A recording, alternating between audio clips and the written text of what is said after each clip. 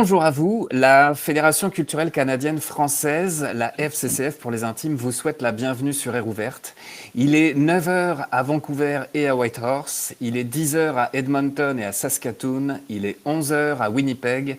Il est midi à Toronto, à Ottawa et à Montréal.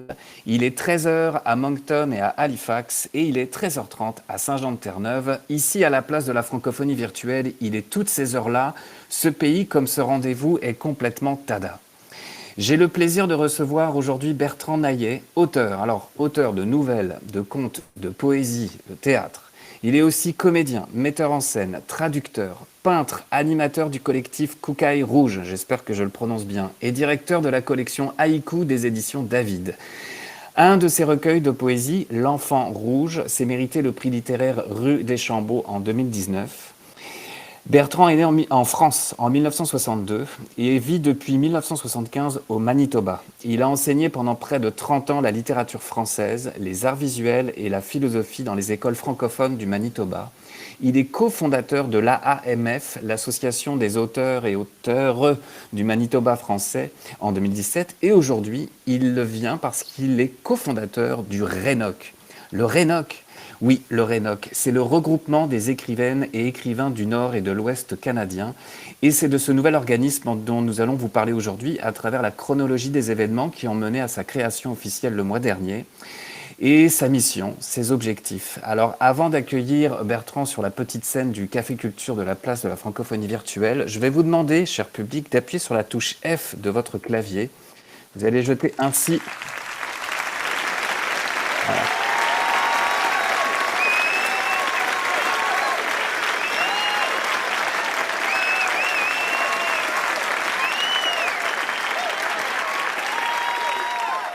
Excellent. Alors, Bertrand, tu es accueilli comme une rockstar. Je t'invite à monter sur la petite scène. Voilà, excellent. Comme ça, tu as l'option de porte-voix et tout le monde va t'entendre. Je ne suis pas loin. Merci Sven. Bonjour tout le monde. Ça fait vraiment plaisir de vous voir aussi nombreux ce matin pour moi, cet après-midi et pour ceux qui sont plus à l'est. Euh, Bien. Alors oui, merci Sven pour cette introduction. Je pense que tu as rien oublié. Euh, alors, oui, je m'appelle Bertrand Naillet. Aujourd'hui, je suis écrivain.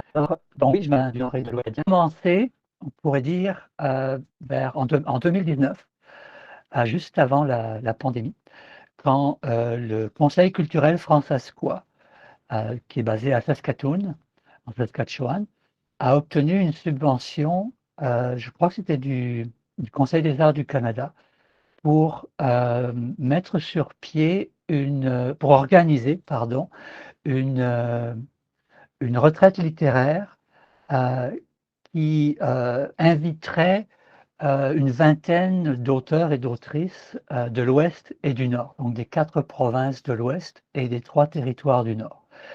Parce qu'il faut savoir que depuis une douzaine d'années, le Conseil culturel fransaskois organise chaque été une retraite littéraire à l'abbaye Saint Peter's à Munster, en Saskatchewan. Euh, une retraite littéraire qui accueille des écrivains et des écrivaines de la Saskatchewan. Et ils ont décidé que ça serait, ils ont pensé que ça serait une bonne idée de rassembler d'ouvrir, on pourrait dire, cette retraite aux gens de l'ensemble de l'Ouest et du Nord. Et pour ce faire, Aurélie Labrière, qui était chargée de projet auprès du CCF pour cette retraite littéraire, nous a contactés, l'AMF, ainsi que des maisons d'édition comme par exemple les éditions du Blé à Manitoba, comme des autres organismes comme le RAFA en Alberta, le CCAFCB en Colombie-Britannique et d'autres organismes de l'Ouest et du Nord pour les aider à organiser ça. Donc, trouver des auteurs, voir comment on pourrait faire, quelles seraient les modalités de cette retraite littéraire. Et ça a charmé les gens. On était vraiment très intéressés par ce projet. Malheureusement, il y a eu la pandémie de Covid et on avait le choix soit d'annuler complètement le projet ou de le modifier et au fil de nos discussions, nous avions modifié ce projet, qui est passé de du d'une activité en personne, où on aurait rassemblé une vingtaine d'auteurs en Saskatchewan, c'est passé à une activité virtuelle, où plutôt que d'organiser une retraite littéraire ou des ateliers de formation, on a organisé, 8 rencontres, littéraires, heu, 1 rencontre pour chaque province et territoire. Au mois de mars et avril, 2021.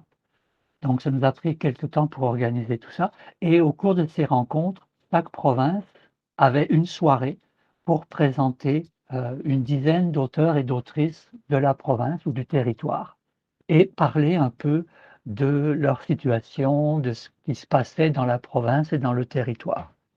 Il y a eu aussi, les maisons d'édition et des organismes culturels et artistiques qui ont présenté leurs activités et il y a eu aussi la 8e, la 8e activité, c'était, un genre de forum, un forum des écrivains et des organismes culturels et artistiques qui présentait, où on parlait de qu'est-ce qu'on aurait besoin, quelles seraient nos intentions, quels seraient nos rêves, qu'est-ce qui serait intéressant.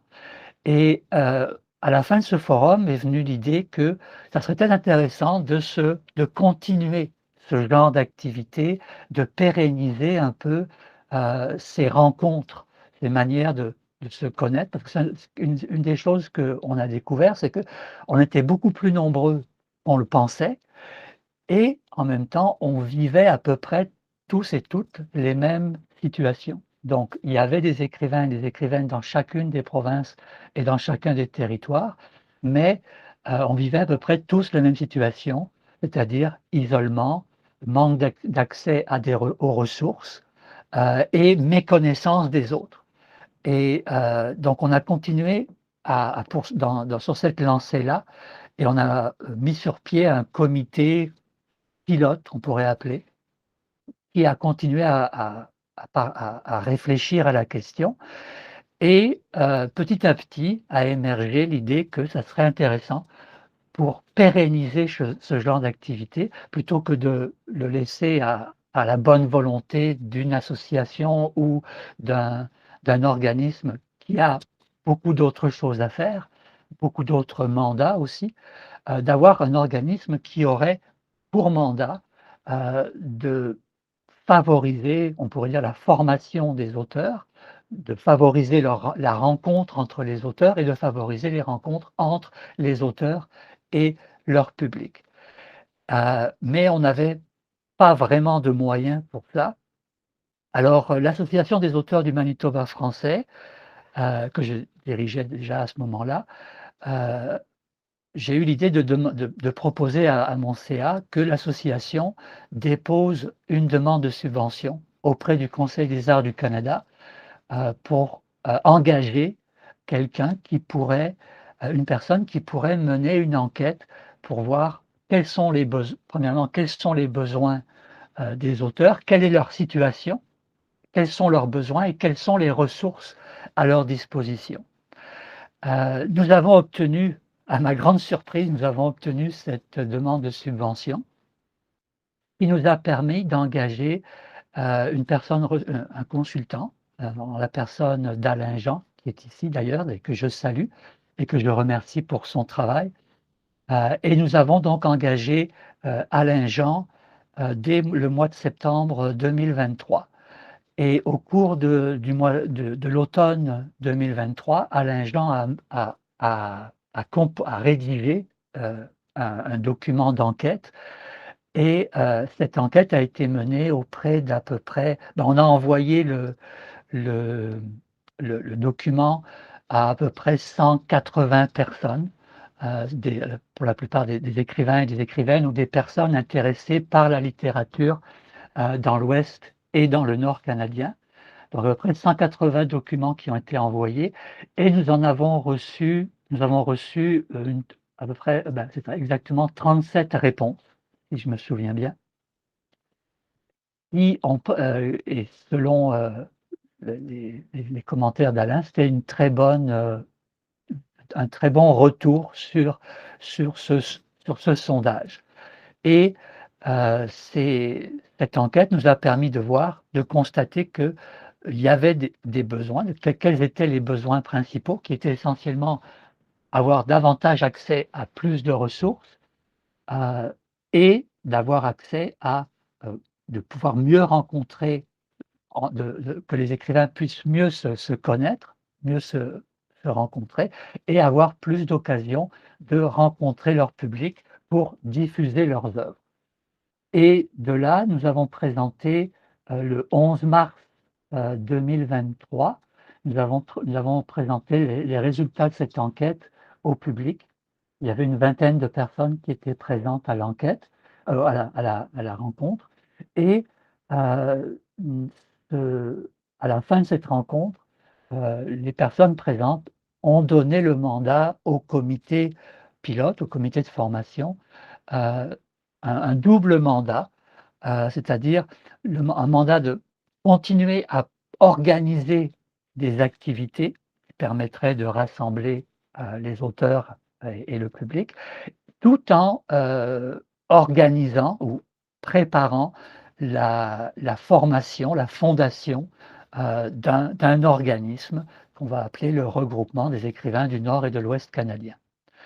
Donc à partir du 11 mars 2023, le comité de fondation du RENOC s'est réuni avec Alain Jean tout au long du printemps 2023, de l'été 2023 et de l'automne 2023, pardon, encore, pour organiser justement, euh, pour travailler sur deux fronts.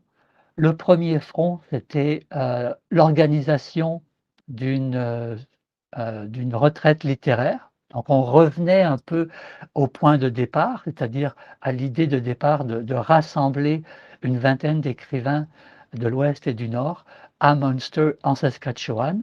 Donc il y a eu une demande de subvention qui a été déposée au nom du RENOC par le Conseil culturel fransaskois auprès de Patrimoine canadien.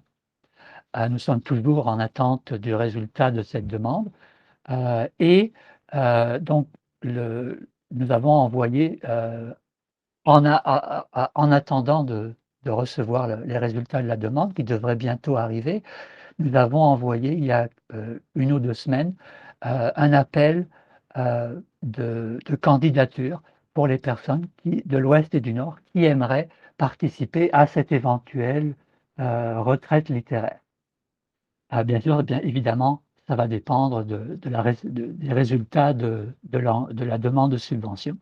Et en même temps, nous avions un comité qui travaillait sur la rédaction des statuts et règlements et de travailler un peu sur la structure que pourrait prendre ce futur regroupement.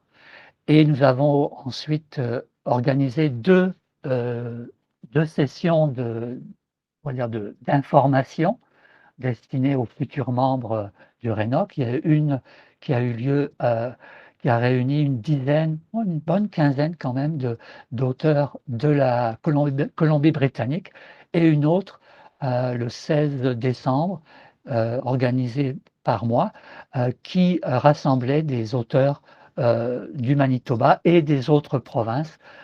Donc, suite à ces deux euh, ces deux présentations, soit sessions d'information, pardon, nous avons pu voir que nous étions soutenus par quand même pas mal de personnes et que l'idée de créer ce regroupement suscitait un bel enthousiasme.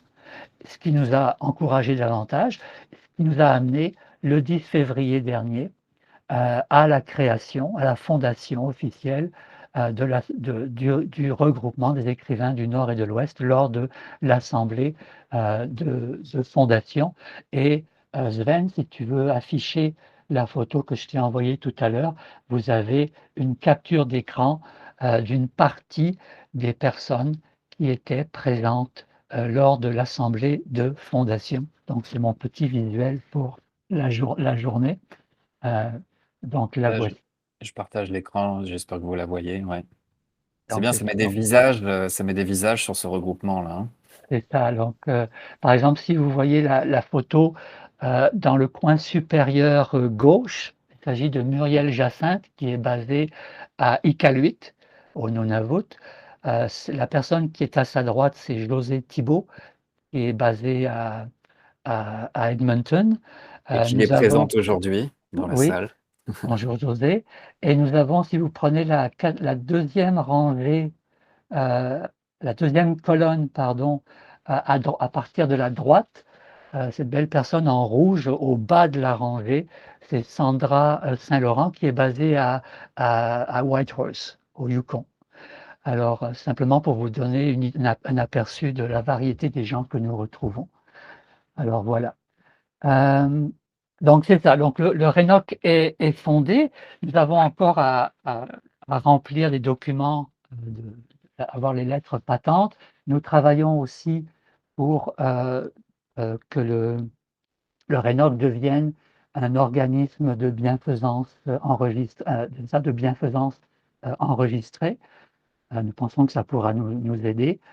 Et alors voilà, il y a encore beaucoup de travail. Comme je dis au comité, il faut on travaille avec patience. On est en train d'inventer quelque chose qui n'existe pas. On est en création constante. On fait parfois des erreurs, mais on se reprend. Et puis voilà. Alors là, il me reste une dizaine de minutes. Euh, on peut passer aux questions si vous en avez. Et puis c'est ça. Merci beaucoup de Merci. m'avoir écouté. Si vous avez besoin de plus d'informations, je suis à votre disposition. Merci Bertrand, mais déjà j'inviterai le public à appuyer sur la touche F.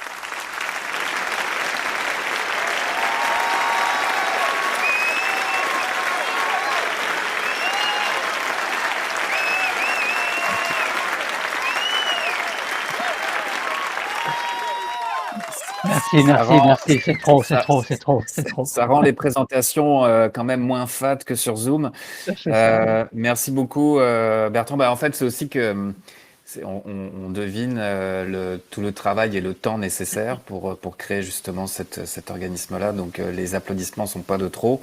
Ben, c'est le moment justement dans ces rendez-vous complètement tada où on peut pas faire tourner le micro dans la salle. Donc en fait, je vais vous demander si vous voulez interagir avec Bertrand, avoir plus de précision, si vous avez des questions sur le RENOC ou sur sa fondation ou sa mission, d'approcher votre avatar vers le micro là où je suis. Moi, je suis le petit bonhomme aux cheveux verts. Vous pouvez vous approcher à côté de moi pour avoir l'option de porte-voix afin que tout le monde puisse entendre votre question et votre échange avec Bertrand.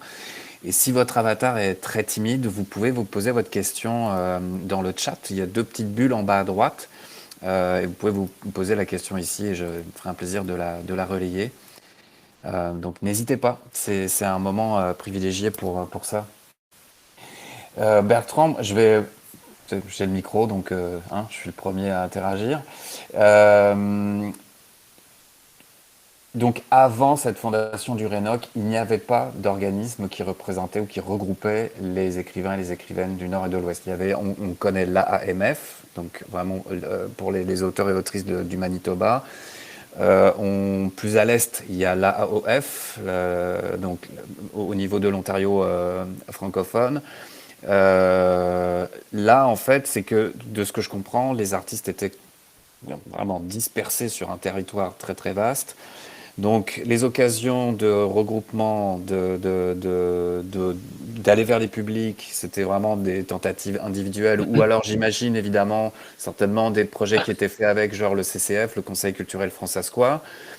Mais là, tout d'un coup, cet organisme-là vient tisser, resserrer ce territoire-là, tous ces artistes-là. Je me souviens, je pense que j'avais échangé soit avec Alain à l'époque, soit avec toi, Bertrand. Puis il y avait un peu ce questionnement de, OK, mais sous quelle forme on fait ça? Est-ce qu'on vraiment on se lance dans une OBNL? Parce que là, ça demande toute une organisation, ça demande un CA. Ça a beaucoup d'avantages, notamment pour les demandes de financement, mais ça demande aussi une gestion qui est beaucoup plus lourde par rapport peut-être à une coopérative ou un simple collectif, on va dire. Qu'est-ce qui a fait vraiment pencher la balance de se lancer vraiment sous forme d'OBNL? Est-ce que c'est vraiment cet aspect de dire, bah là, on n'a pas le choix. Si on veut avoir des financements, si on veut faire des salons, si on veut faire des retraites d'écriture, ça prend une organisation plus costaud,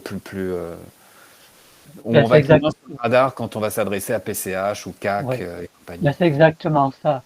C'est parce que euh, je veux dire, avant, mais même encore maintenant, chaque fois qu'il y a une activité qui, qui est destinée à l'ensemble, on va dire, des provinces de l'Ouest et du Nord, c'est très ponctuel. Ça dépend de la bonne volonté ou d'une intention de chacun des organismes.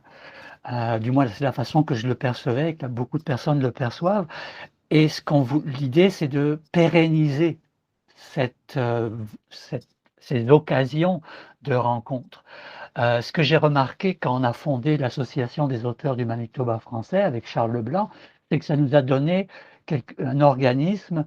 Oui, ça demande beaucoup de travail parce qu'on travaille beaucoup, c'est beaucoup du travail bénévole, mais ça nous a permis d'acquérir des fonds, d'acquérir de pouvoir travailler, en groupe plus facilement, d'obtenir l'aide de différentes personnes, de différents spécialistes, beaucoup plus facilement. Et ça nous a permis de voir de constater grâce à l'enquête et en parlant aux autres, qu'il y avait probablement pas la possibilité, mettons en Saskatchewan ou au Yukon ou ailleurs, de fonder une association d'auteurs parce qu'ils n'auraient pas les moyens, ils n'ont pas les nombres. Ici au Manitoba, on a la chance d'avoir quand même une masse, on pourrait dire minimale, mais critique quand même. Mhm, mhm. Alors c'était l'idée de pouvoir avoir un organisme qui fédérerait cet ensemble-là et qui euh, permettrait de pérenniser ces occasions de rencontres entre les auteurs et leur public, de diffusion de leurs œuvres et de pérenniser aussi ces occasions de formation, des ateliers, parce que pour que ce soit beaucoup plus constant, on pourrait dire, et de rassembler des gens qui se sentent souvent euh, isolés dans leur petit coin. Par exemple, Muriel Jacinthe se sent vraiment très seule à Iqaluit, mais le fait qu'elle puisse nous parler et le fait que juste le travail en comité nous a permis déjà d'établir ce genre de relations, de créer des liens. Je connais beaucoup mieux maintenant la situation des auteurs d'Iqaluit ou des autres provinces et eux connaissent un peu davantage ce que nous pouvons faire. Et c'est aussi une occasion de partager les ressources. Ça nous Ouais. permet, pour ceux qui ont un peu plus d'argent ou qui organisent des activités, vu que, en fait, le fait d'avoir transformé ce qui devait être à l'origine, une occasion de rencontre, en personne, à Munster, en Saskatchewan, de le transformer en rencontre virtuelle, ça nous a permis de mieux nous connaître. Donc ça a été comme un mal pour un bien finalement, parce que Mhm. ça nous a permis d'arriver là où on est maintenant. Merci, merci Bertrand. Est-ce que, là je me tourne vers le public, est-ce que vous avez d'autres questions, vous voulez échanger avec Bertrand? N'hésitez pas, là, approchez-vous de la petite scène ou du micro. Il y a quelque chose aussi qui me vient en tête, parce que je pense par exemple au réseau des grands espaces, là qui est plus un réseau de diffusion des arts de la scène, mais il y a déjà cet aspect de regrouper le nord et Mhm, l'ouest du Canada, parce que souvent, puis là je parle, bon, je suis français immigré au Québec, donc ma perception de la francophonie canadienne et acadienne est toujours en apprentissage. Mais je m'aperçois que plus je travaille sur des partenariats, justement, entre le Québec et les francophonies canadiennes et acadiennes, il y a une particularité dès qu'on commence à aller vers l'ouest et le nord. Là, c'est comme autant on arrive très bien à identifier les Acadiens dans la province atlantique, on arrive à encore identifier les Franco-ontariens parce que c'est comme plus proche. Puis souvent on dit, mais alors là après nord et ouest, c'est vraiment géographiquement et artistiquement vaste. c'est le Far Euh, West, et- oui. exact, mais je trouve que le Rénoc vient s'inscrire dans une logique un peu comme le réseau des grands espaces, où pour avoir discuté souvent avec Louane de la Maison des artistes visuels francophones à Saint-Boniface, à Mhm, Winnipeg, qui est aussi tout de suite tourné vers cet aspect nord-ouest. Elle me parle toujours du réseau NO, le réseau nord-ouest, C'est comme si dès qu'on arrivait un peu aux abords du Manitoba, bah, si on arrive au Manitoba, c'est que quelque part il faut prendre en compte beaucoup plus large que ça. C'est que ça devient presque une identité euh, qui a inventé ou qui devient par la force des choses un resserrement. Bah oui, on est francophone du Nord-Ouest et on se parle au niveau des arts visuels, des arts vivants et puis maintenant au niveau de l'écriture. Oui, ben c'est parce qu'on n'a pas vraiment le choix. On se rend compte qu'on n'a pas le choix. Oui, il y a des communautés dans chacune de ces juridictions provinciales et territoriales. Il y a des communautés francophones, mais elles sont toutes minoritaires, évidemment. Des fois plus ou moins regroupées. Ici, au Manitoba, on a la chance quand même d'avoir une certaine masse critique rassemblée autour de Winnipeg. Euh, Tandis qu'en Saskatchewan, c'est vraiment dispersé sur l'ensemble du territoire. Ou en Alberta, c'est un peu la même chose. Dans le nord, c'est un peu la même chose. Et c'est aussi, on a une population qui est vraiment euh, une population de plus en plus migrants. Il y en a Mm. beaucoup de francophones qui sont issus d'ici, qui sont nés au Manitoba, dans les provinces et territoires, mais une grande partie, de plus en plus, vient de l'immigration. Par exemple, moi, Mm. je suis un immigrant, mais ça fait quand même plus de 50 ans que j'habite ici, à peu près. Et assez, mais il y en a d'ici, mais c'est beaucoup une population ou des créateurs qui viennent d'ailleurs, de Mm. plus en plus d'Afrique, d'Haïti, d'Europe aussi. Euh, et c'est ça. Il y en a quelqu'un qui me demandait l'autre jour, c'est quoi est-ce qu'il y a des thèmes particuliers ou c'est quoi la particularité des auteurs de l'Ouest et du Nord. Euh, je dirais simplement parce qu'ils écrivent dans l'Ouest et dans le Nord. Mm. Les thèmes, les sujets abordés sont vraiment extrêmement variés. Ça va de la quête identitaire d'un franco-manitobain au récit d'immigration d'un Africain récemment arrivé. Euh, alors c'est vraiment très différent. Oui, est-ce que vous m'entendez? Oui. Oui. Bonjour, Bertrand. Bonjour André. Vous avez parlé d'OBNL, mais également d'organismes de bienfaisance. Quels avantages avez-vous pu obtenir le statut d'organisme de bienfaisance? Euh, on est encore en train de travailler là-dessus, mais on pense que ça nous permettrait d'obtenir davantage, d'avoir des dons, d'émettre des reçus pour fin d'impôt, ce qui nous permettrait d'avoir un peu plus d'argent et de peut-être créer des liens avec d'autres personnes. On pense que ça serait bien perçu par la population. Alors, on est en train de travailler là-dessus. Ça se peut que ça se peut que ça ne marche pas. Ça va dépendre de ce que l'Agence du revenu nous dit, mais on espère pouvoir arriver vers ça. D'accord, merci. Est-ce que ça veut dire aussi d'autres types d'événements? C'est-à-dire que là, on serait peut-être Oui, pas seulement oui, dans... Comme c'est un autre modèle ou d'autres types de financement, c'est donc certainement d'autres activités là. d'autres activités axées davantage sur, par exemple, l'éducation, Mm. éducation du public, éducation des auteurs, je veux dire plus formation des auteurs, des écrivains et écrivaines, euh, da- euh, davantage aller vers le public, des événements plus rassembleurs, euh, des événements pour favoriser, par exemple, l'aisance en français, combattre l'insécurité linguistique, ça peut être des occasions euh, c'est des activités qui, je pense, pourraient euh, servir à la fois le RENOC et en même temps la population. Parce que ce qu'on veut aussi, c'est euh, euh, permettre au public en général d'avoir une meilleure vision de ce que peut être la littérature, de voir que la littérature peut être appliquée à plus quelque chose de quotidien, le mettre davantage dans le quotidien des gens. Euh, alors c'est quelque chose qui nous parle beaucoup parce que c'est quelque chose on pense que ça pourrait aider à la fois les auteurs, parce que ce qui est bon pour le public est bon pour les auteurs aussi. Alors ça, bon, ce qu'on veut créer, c'est une sorte de synergie entre le public et les auteurs, créer un lien aussi d'appartenance entre les auteurs et le public, un lien de les gens se sentent concernés par ce qu'ils écrivent, par ce qui se passe et tout ça. Je vois Suzanne qui s'approche. Il faut que tu t'approches encore un petit coup, Suzanne, du micro, sinon on ne t'entendra pas. Mais bonjour Bertrand, je suis très heureuse de vous rencontrer, de découvrir également le Rénoc, que je connaissais pas.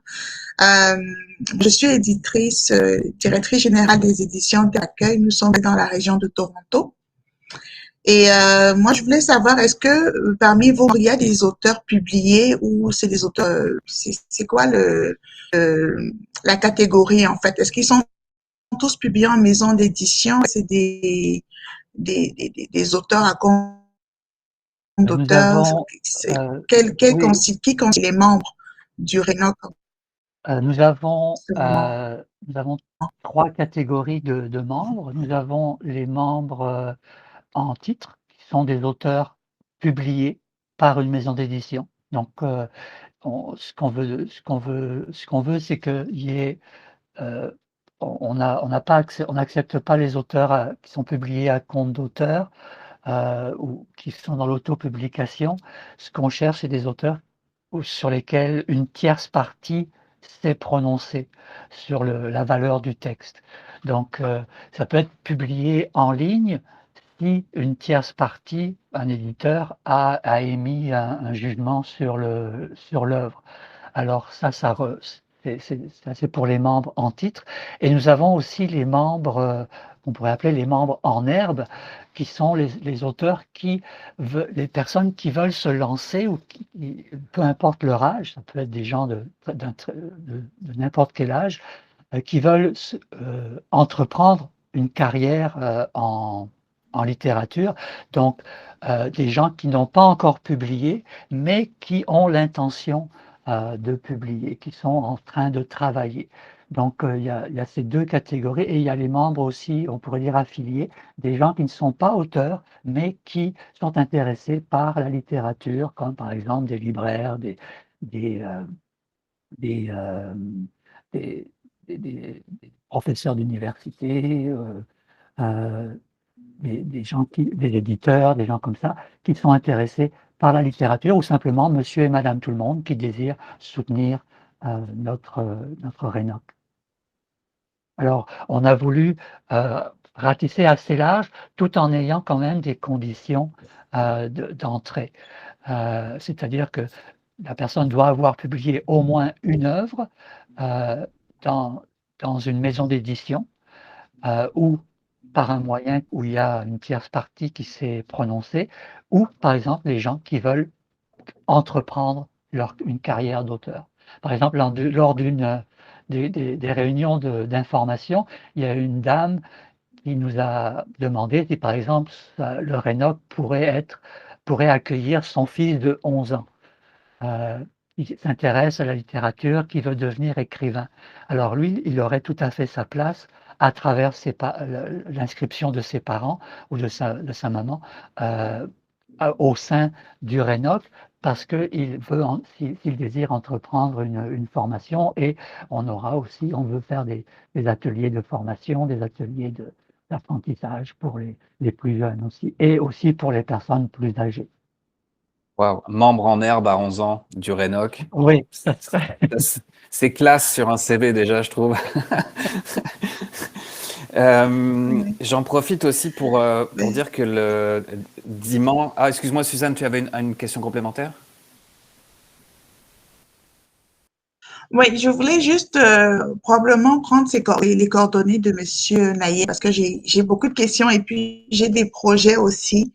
Éventuellement, je pourrais partager surtout pour faire des liens avec un organisme avec qui je travaille en ce moment sur un projet justement qui touche à l'immigration. Vous en avez parlé. Donc, je pense que ce serait intéressant de voir comment est-ce qu'on pourrait aller recruter des auteurs. C'est plus des femmes à ce moment-là en ce qui concerne le projet. Donc, moi, je voudrais bien avoir vos coordonnées pour poursuivre la discussion. Bertrand, tu me permets de mettre l'adresse amf.contact@gmail.com dans le chat? C'est cette adresse? Oui, j'ai mis mon adresse personnelle, mais je peux aussi mettre l'adresse AMF. Parfait, je viens de la mettre aussi. Ah, très bien. Donc, il y a l'adresse, vous pouvez me contacter à l'AMF ou vous pouvez me contacter à mon adresse personnelle que je viens de mettre dans le chat. Excellent.